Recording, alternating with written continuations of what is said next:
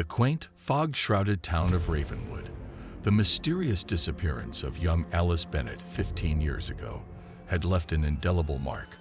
On a night cloaked in darkness and an unforeseen tempest, Alice vanished, leaving behind nothing but a void in the hearts of her parents, Edward and Mary Bennett.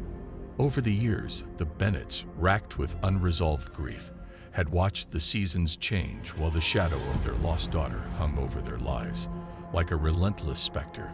The case grew cold, the whispers and suspicions of the townspeople faded, but the void within the Bennett household remained. Then, on a particularly bleak autumn night, as the wind howled like a chorus of lost souls, the phone rang in the Bennett home. A call at this hour was unusual in Ravenwood, a town where nights were usually steeped in silence. Edward, with hands trembling slightly, answered. The voice that greeted him was chillingly familiar, yet hauntingly distant. "Mom, Dad, it's me." "Alice," the voice spoke, a whisper against the storm outside.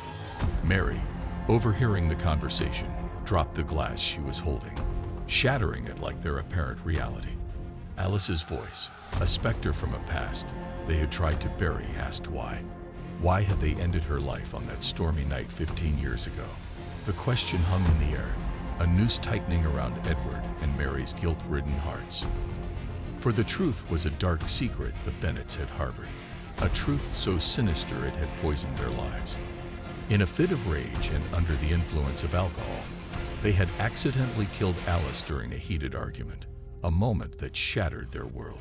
In a desperate bid to cover their tracks, they buried her in the woods, crafting a tale of her disappearance.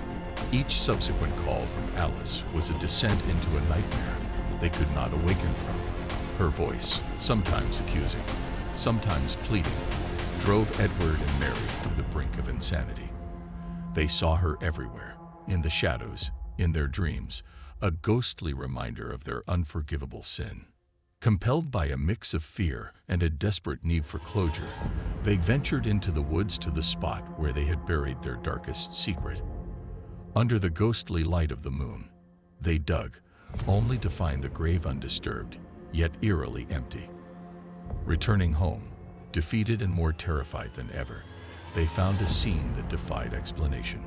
Sitting in Alice's old room, playing with her long-forgotten dolls, was Alice herself, unchanged, as if 15 years hadn't passed. She looked up, her eyes void of emotion, and simply said, "You can't bury the truth." As she vanished into thin air, Edward and Mary's reality crumbled. Plagued by hallucinations and driven by guilt, they confessed their crime to the authorities. The subsequent investigation uncovered the grim truth. Alice's body was indeed where they had buried her, but it had been moved shortly after by an unknown person. This revelation plunged the Bennetts and the entire town of Ravenwood into a deeper mystery. If Alice's body had been moved, who had been calling them?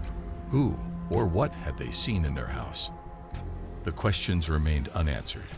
The phone calls stopped, and the apparition of Alice was never seen again. The story ends with the haunting realization that some truths are too heavy to remain buried, and guilt can manifest in the most terrifying ways.